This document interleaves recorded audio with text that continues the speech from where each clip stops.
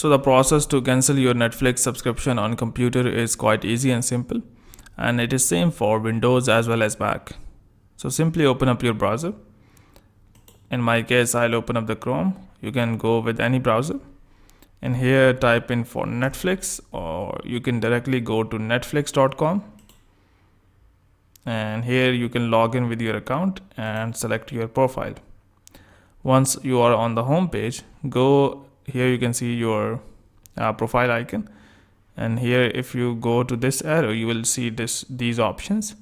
And now here, go to account. So you can see account, go to account, and once in account, you can see membership and billing. So you can click on cancel membership, and once you click on cancel membership, here it says it's easy to cancel or switch plans. So you can simply go to finish cancellation, and by doing so, you will be able to cancel Netflix subscription on computer. But before you go, please like, subscribe and share. Thank you.